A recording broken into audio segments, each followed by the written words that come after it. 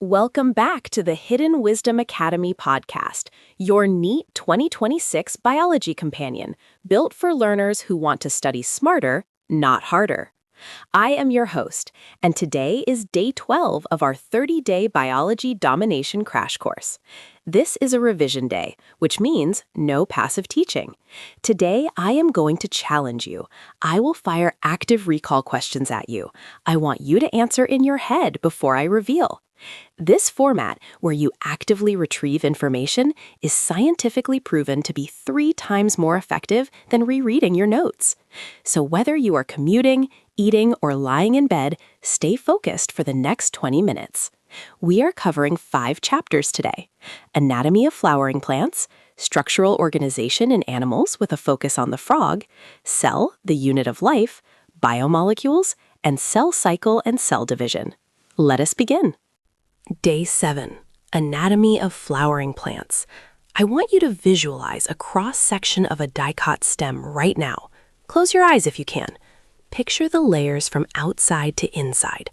What comes after the epidermis? Let me ask you directly. First question, how are vascular bundles arranged in a dicot stem, and what type are they? 3, 2, 1. Answer, they are arranged in a ring. They are open, meaning they have cambium, and they are conjoint and collateral. Compare this with monocots: scattered, closed, no cambium, no pith boundary. Second question, what is the nature of hypodermis in a monocot stem versus a dicot stem? 3, 2, 1. In dicots, the hypodermis is collenchymatous.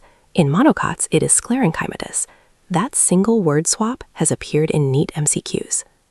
And finally, what is the Casparian strip, and where is it? 3, 2, 1.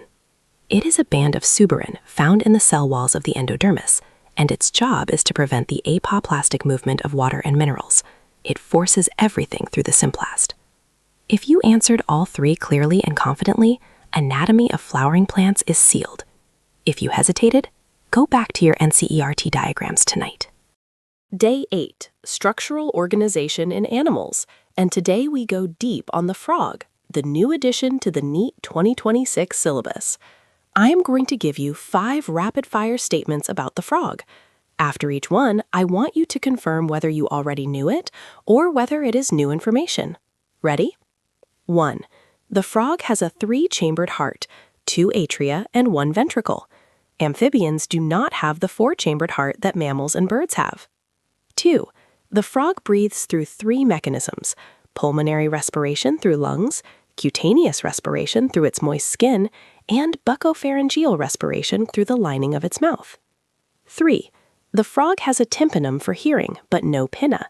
The tympanum is the circular disc visible just behind the eye. No external ear flap whatsoever. 4.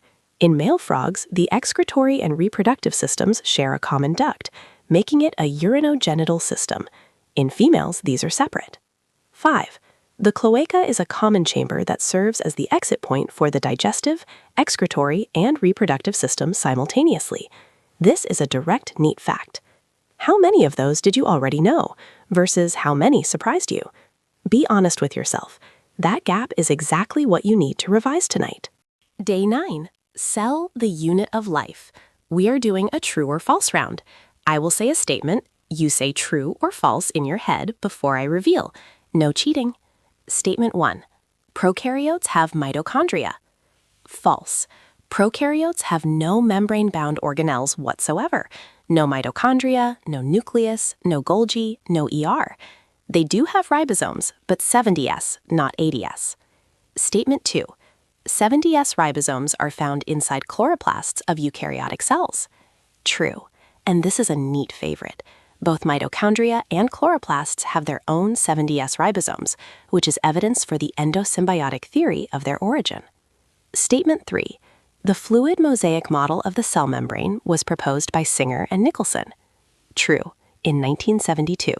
The model describes the membrane as a dynamic, fluid bilayer of phospholipids with proteins floating in it. Statement 4. Lysosomes digest worn-out organelles in a process called autophagy. True. Lysosomes contain hydrolytic enzymes and are often called the suicide bags of the cell. How did you score? 4 out of 4 means the cell chapter is fully revised. Anything less, note the specific statement that caught you, because that is almost certainly the MCQ that will appear. Day 10, Biomolecules.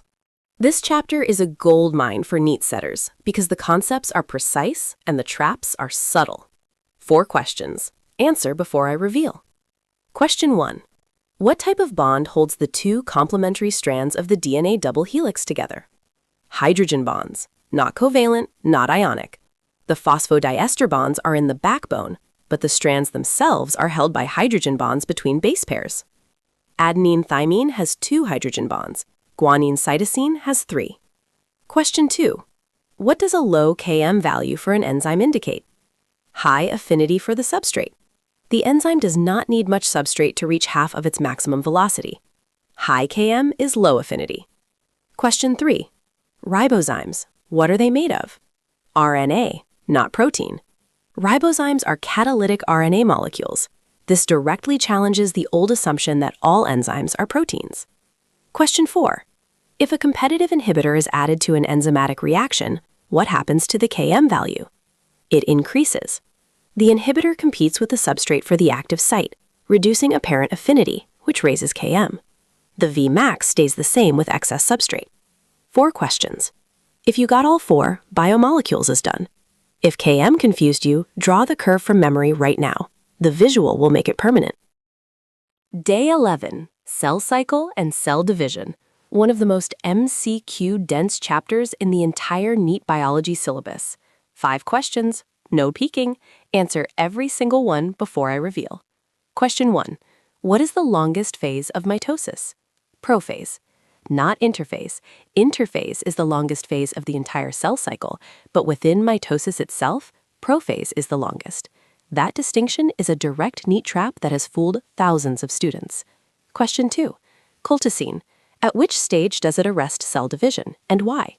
Metaphase, because colchicine inhibits tubulin polymerization, which means spindle fibers cannot form. Without spindle fibers, chromosomes cannot be pulled apart, and the cell freezes at metaphase. This is also why colchicine is used in karyotyping. Chromosomes are maximally condensed and countable at metaphase. If you said prophase, you just dropped 1 mark. It is metaphase, always metaphase. Question 3. Crossing over. At which substage of prophase 1 of meiosis does it occur? Pachytene. The sequence of prophase 1 substages is leptotene, zygotene, pachytene, diploidine, dikinesis. Remember it as LZPDD. Crossing over happens at pachytene and is the molecular basis of genetic recombination. Question 4. What is G0 phase? It is a quiescent state where cells have permanently or temporarily exited the cell cycle. Neurons and red blood cells are classic examples of G0 cells. They are alive and functional, but no longer dividing. Question 5. In which phase of the cell cycle does DNA replication occur? S phase, synthesis phase. The DNA content doubles during S phase, but the chromosome number does not change until division. 2 times the DNA, same number of chromosomes. That distinction is testable. 5 questions. If you got all 5 right with 0 hesitation, cell cycle is completely sealed. If pachytene or the prophase versus interphase distinction caught you, write those down and revise the diagram before you sleep tonight. Day 12 is done. You just actively revised 5 chapters using pure recall. No passive rereading, no highlighting, just retrieval.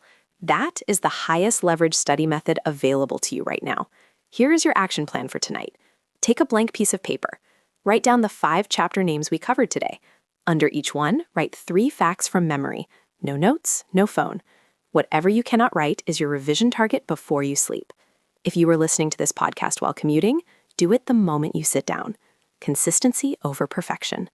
Tomorrow is day 13, photosynthesis in higher plants. It is one of the highest weightage chapters in NEET biology. The light reactions, dark reactions, Calvin cycle, photophosphorylation, it is all coming. Be ready. Download the free NCERT notes and PYQs from the link in the episode description. Share this episode with one study partner right now. It takes 10 seconds and could change their score. I will see you in day 13. Keep going. You are almost halfway through this crash course, and the momentum you build now is exactly what carries you into that exam hall with confidence.